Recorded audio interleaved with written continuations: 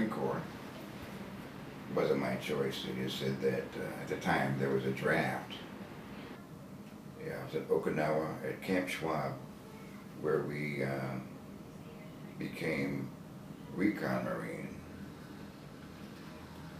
It was the 3rd Marine, but we became part of that 1st Marine Landing Division. And in May of 1965, we landed on the beaches of Chu Lai, South Vietnam. I was there from May of 65 to, I think it was November of 66. We came back at a time when the United States was going through a lot of turmoil about the war. It was not the welcoming committee that you see now for returning veterans with parades, and you see them coming back and greeting their families on TV at baseball games. It wasn't that type of welcome. It was very hostile, extremely hostile.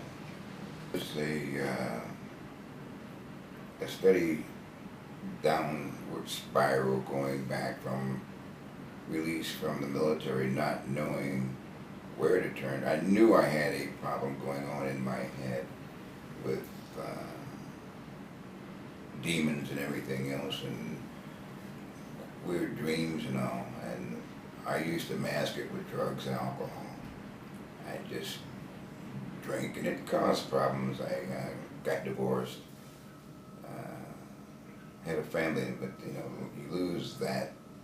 That was a warning sign, and it just became a steady spiral down. It's just that at times I would be fine, but I just couldn't adjust to what was going on in my head and adjust to people. Things were real strange, and I started to withdraw from doing anything. I owned a business, and I just didn't have the desire to maintain that.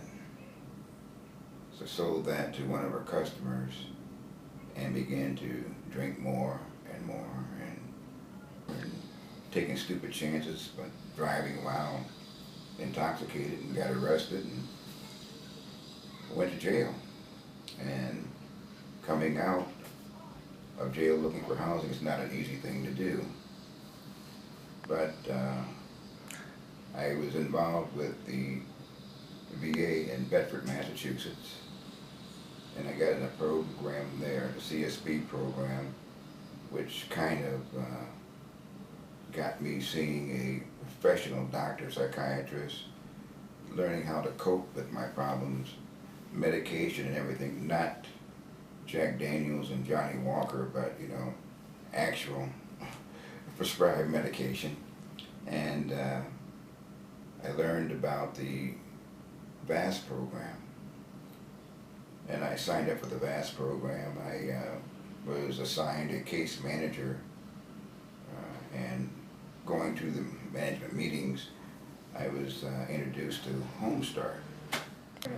I met Levi at the New England Center for Homeless Veterans during a group housing meeting, and then we talked about what type of housing Levi was looking for, what would be best for his needs, for him to be able to get to work, for accommodations for a 1-bedroom versus a studio. We discussed neighborhoods, what type of utilities he would need included, and making sure it was a safe environment for Levi to succeed and move forward with his life. It was like, she'd always say, listen, try this place, try that.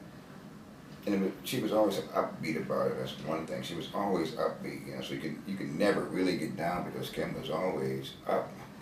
And it was good working with her when I had problems. And Kim went along and she went through the whole process and kind of broke the ice between very cold and aloof rental agents, property managers that didn't want to rent it to you anyway because number one, you had a quarry, and number two, you had a record, you know. So it was good working with Kim. She helped me a lot of times with the paperwork, you know. A lot of times I just can't deal with all the different forms, and everybody has a different application. And she was very patient in sorting through the forms and everything, and getting all my backup material that I needed to go with it.